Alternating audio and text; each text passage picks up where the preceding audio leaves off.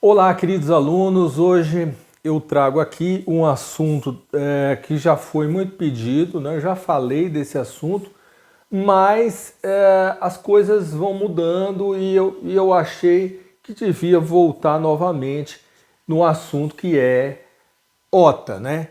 On the Air. On the Air é a ideia de você gravar o ESP32, gravar o ESP8266 pelo Wi-Fi, tá?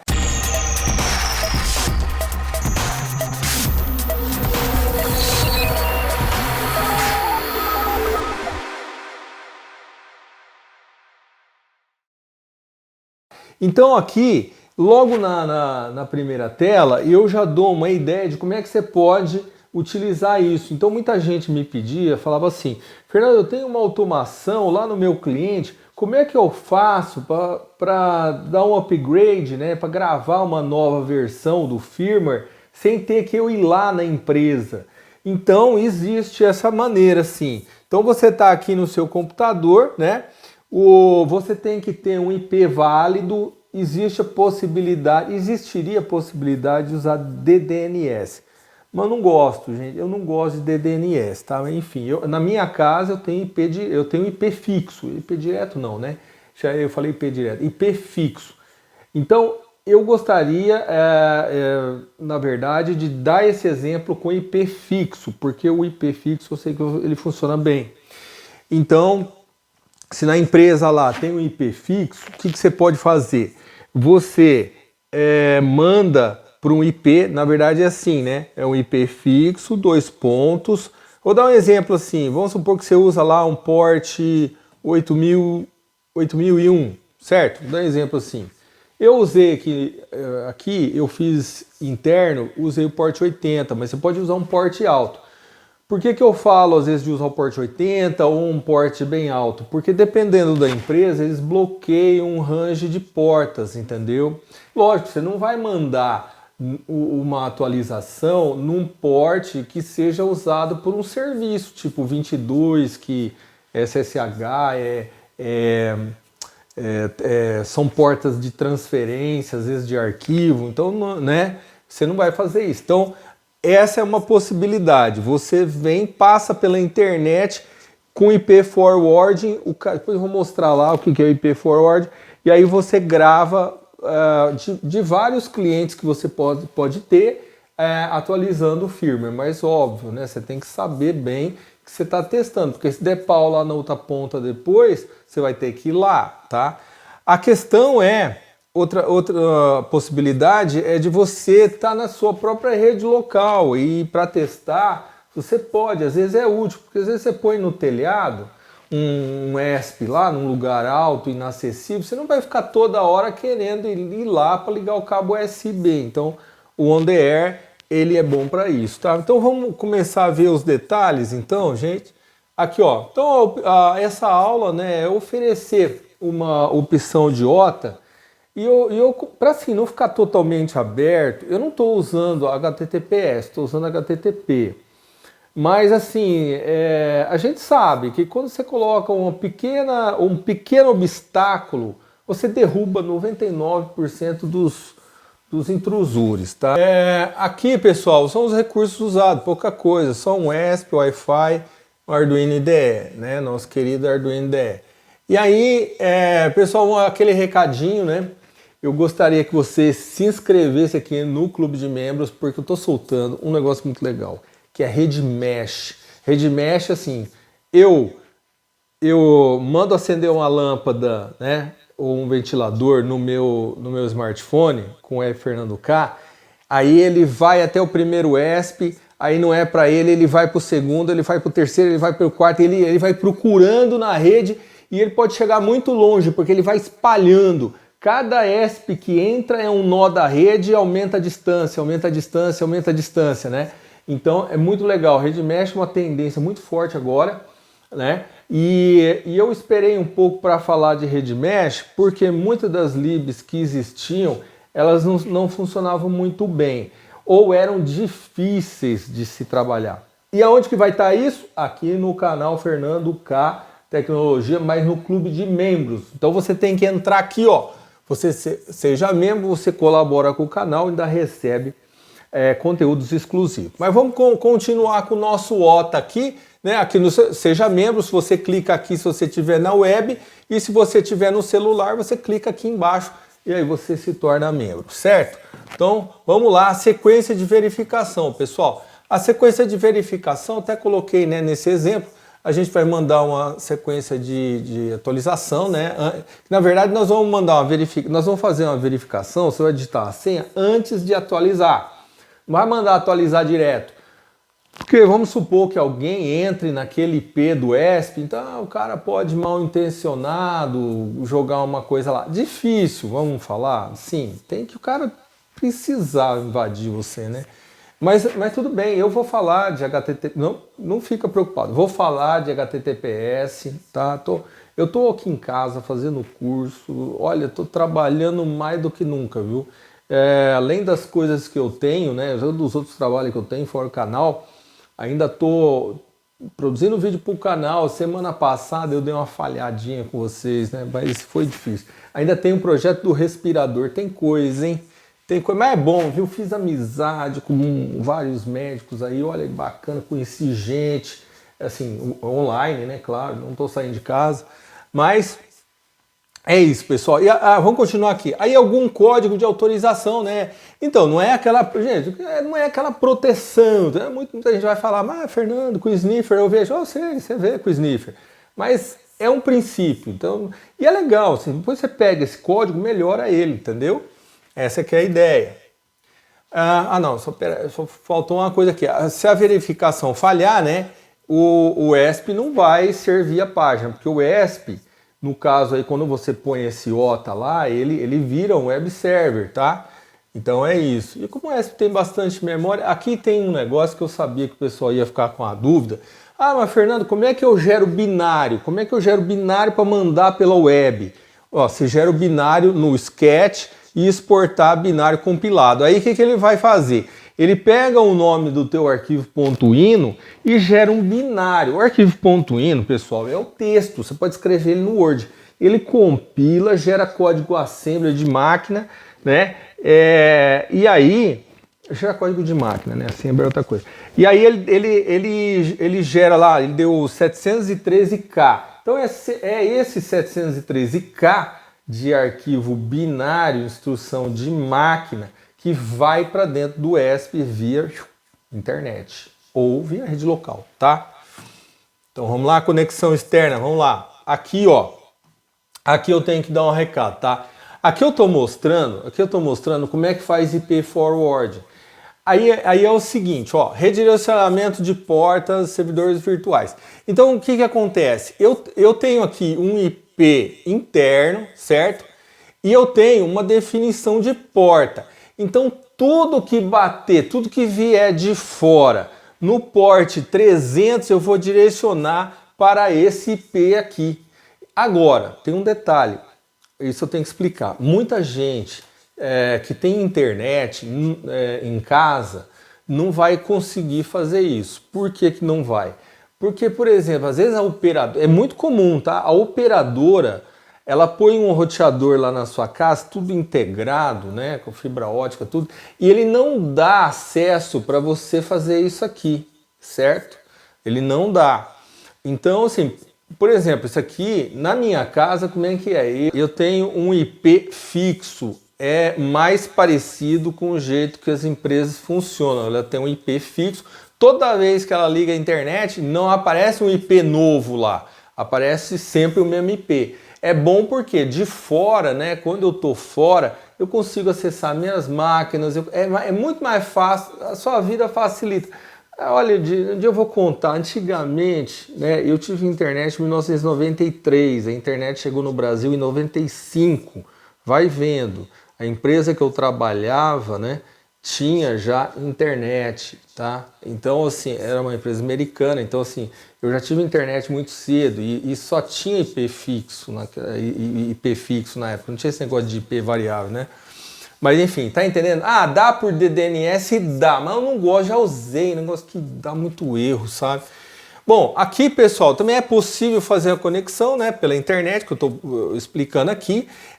Inclusive aqui, ó, eu tô com... Aqui tá mostrando, ó, tá vendo aqui? Esse aqui é meu browser, tá? Eu coloquei, então, um IP fixo, que é o início do meu IP. Não coloquei meu IP inteirinho, senão os caras vão me invadir, né? Então, aí, vem aqui e eu botei aqui, então, o port 3000. Mas, de novo, você vai fazer isso para um cliente seu, você tem que falar pro cara lá do network. Fulano, libera a rede aí para mim, para eu poder entrar de fora, porque senão ele vê um IP de fora tentando acessar um port, o firewall já bloqueia.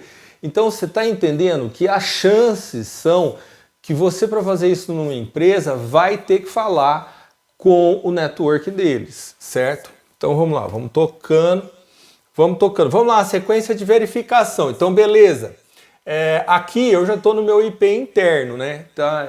Aqui já é IP interno, então eu posso mostrar o IP interno, que tanto faz. E aí, então eu acesso o IP, né? Ele está na porta, aqui ele está na porta 3000 também, mas pode pôr na porta 80 também, certo? E aí é o seguinte, então assim, no código exemplo, né? Introduzimos a página de informação, tem um número interessante, pessoal, que é o chip ID.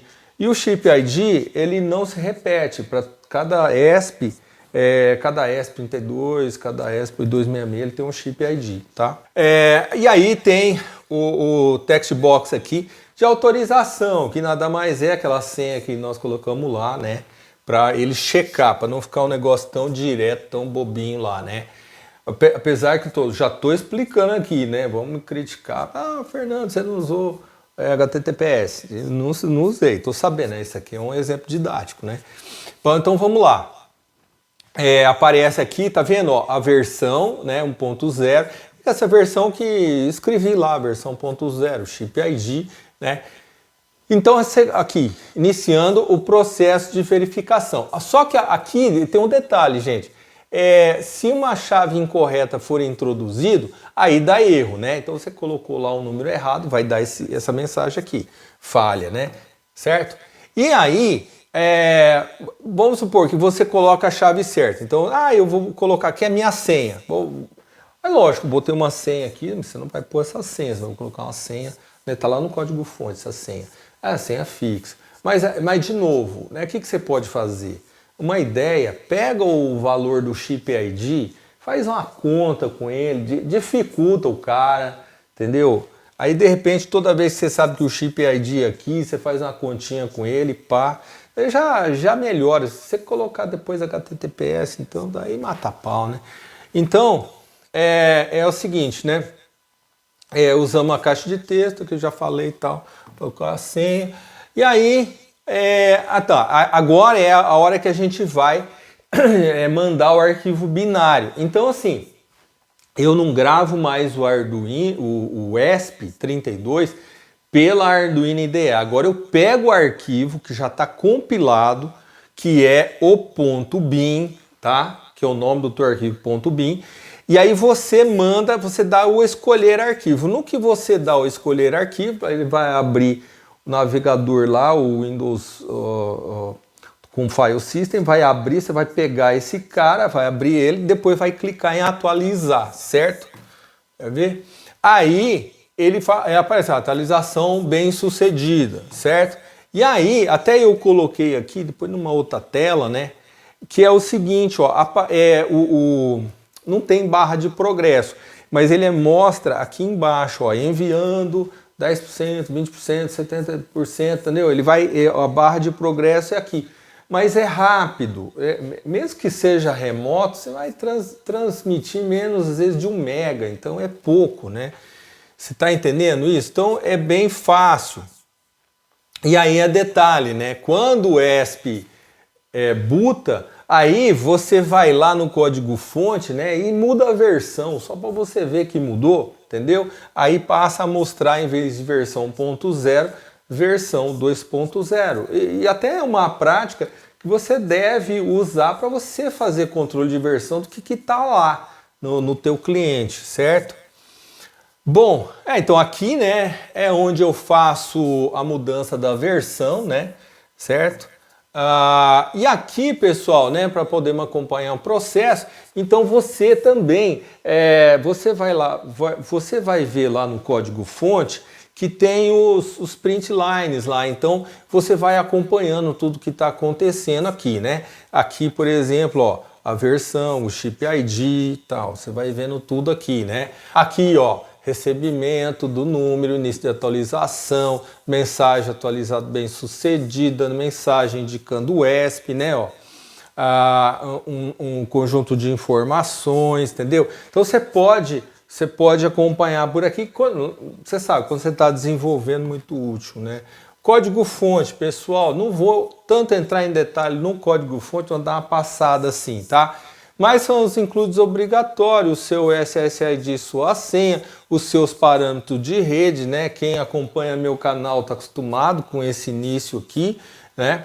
E aqui, pessoal, é onde que a gente pega os microcontroladores, eles têm uns negócios que chama fuse, né? Fuse em inglês, eu acho.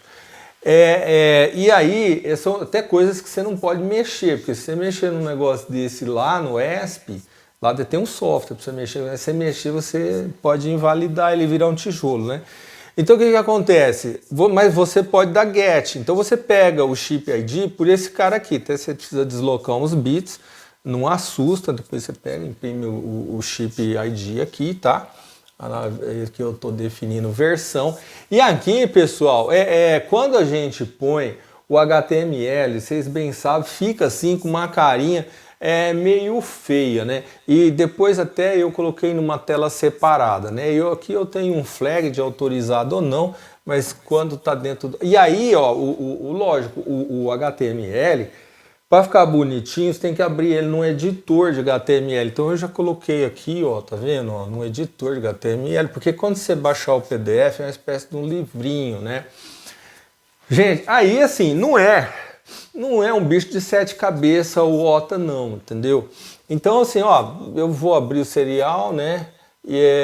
Eu abro o cara em AP Station, tá? Ponto de acesso e estação. É bem fácil, é bem alto nível. Eu dou um begin, né? Porque eu já carreguei lá SSID Password, né? Para ele conectar na minha rede. Aí ele conecta lá. E aí ele chama esse cara, né, o método on, que eu preciso atender a solicitação, né, da raiz, isso aqui é protocolo HTTP, né, e beleza, aí se ele entrar nessa condição, ele vai dar o send header, aí ele dá um send header aqui e ele verifica aqui com aquele código 200, tá? Aí é o seguinte, pessoal, de novo, né? Ele vem lá, server on, avalia, né? Aí ele, em server on, você lembra aquela mensagem que apareceu lá no print line? É essa mensagem aqui, né? Serve tal autorização, né? Aqui no caso, né? Até coloquei no comentário somente para debug, né? Aqui serve a autorização. Então, aqui, né, pessoal, é onde você faz a autorização. Aí você vê, se a autorização for diferente de 1, 2, 3, 4, 5, 6, né? Você vai mudar essa senha para a tua. Aí você fala, pô, não vou, né? Eu vou dar erro aqui, eu não quero deixar o cara gravar porque eu não sei quem que é ele, o cara tá errando a senha. Aí ele errou a senha, você dá o send header, né, connection close, aí você vem da send 200 text HTML e tal, resultado falha, que foi a definição que a gente colocou lá em cima, a definição de falha, né? E o else, né? A condição else aqui no caso do senão, porque aí ele dá um OTA autorizado true, que é nosso flag, né? Manda o send header, tem que dar o send 200 aí, que é do protocolo HTTP Server Index, né? E aí ele vem aqui, server on, né? Manda o send header, manda ele manda o server index aqui, né? O TXT HTML, e aí ele vem aqui e tenta inicializar a atualização.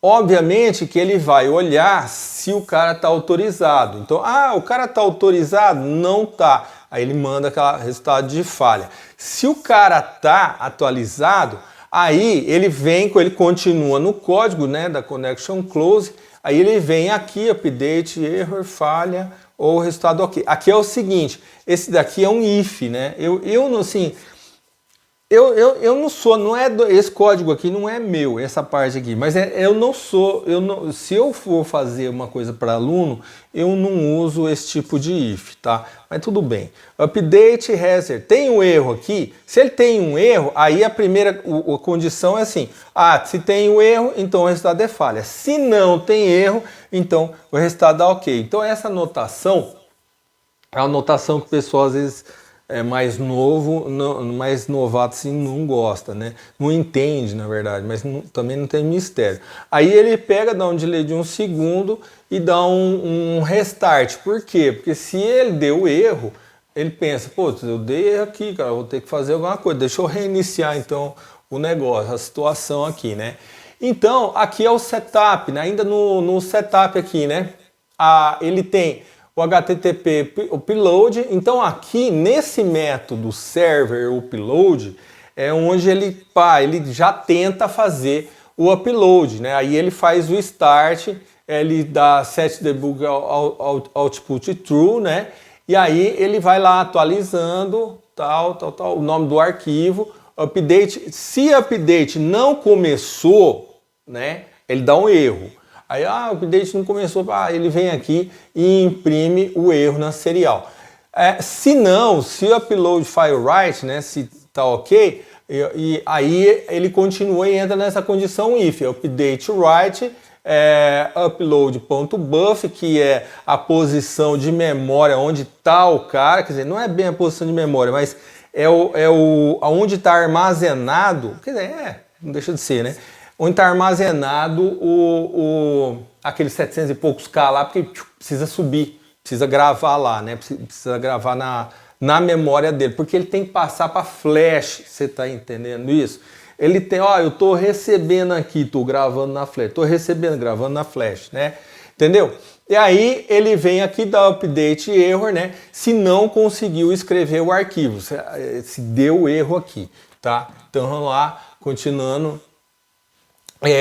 Aí, pessoal, se não, ele entra nessa condição. Se não, aí o que ele faz? Ele dá um update end true, ou seja, se finalizou a atualização, envia mensagem a serial, informando, né? Aí põe lá, a atualização bem sucedida, tal, reiniciando, certo? Pessoal, deixa eu ver aqui se tem muito mais coisa, né? Basicamente, você tá vendo? É basicamente isso aqui, ó. Tudo bem que eu aproveitei esse código, né, do próprio Arduino, dos exemplos que eles dão, eu não faria tanto if aninhado. Não gosto. Eu acho que toda vez que você programa, tem uma crítica, tá? Uma criticazinha e tal. Mas assim, evite aninhar if demais, tá?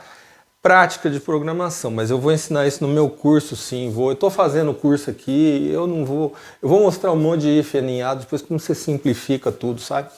Mas aí, update, né? Já falei disso aqui e tal. E o else, né? Se não conseguiu identificar, tal, dá erro, né? Então, aqui, voltando aqui, setup, continuando aqui, né? A informação, tal, pelo local, beleza, eu estou imprimindo só, viu? Deixa eu mostrar o loop aqui, ó. O loop, pessoal, quando você tem callback, né, quando você tem uma situação geralmente de comunicação, acaba sempre você tendo um ponto de entrada, um cara que fala assim, ou você começa ele lá no setup, ou você começa ele no loop. Então aqui, lá no setup, lógico, já está fazendo um monte de coisa, mas o server handle client tem que ser, esse método precisa ser iniciado. E aqui é só um delay de 1 milissegundo, tá? Então, vocês percebem aí que é lógico, né? Não é um código assim exatamente para iniciante, mas é um código que dá para ser entendido, é um código até que eu diria o seguinte assim, sobre esse ele dá para ser melhorado, tá? Mas dá para usar, vai funcionar, dá para usar perfeitamente, né? E é uma opção. Pessoal, então eu gostaria aí de agradecer novamente o apoio que vocês têm dado ao canal. o apoio que vocês têm dado ao clube de membros, né? Que apesar da pandemia, vamos dizer assim, ele não caiu, ele caiu muito pouquinho, a maioria continua comigo aí me apoiando, né? E eu gostaria de mandar então um abraço a todos esses aí do clube de membros, né? E dizer que sim, eu estou soltando, estou fazendo, que às vezes demora. Por exemplo, o RedMesh, eu precisei de 16 ESPs entre 8266 e ESP32 para poder testar a RedMesh com a quantidade razoável de ESP, né? Então, assim, leva tempo para escrever, né? Mas eu estou sempre soltando, eu não esqueço jamais dos meus queridos membros, tá certo? E até o próximo vídeo.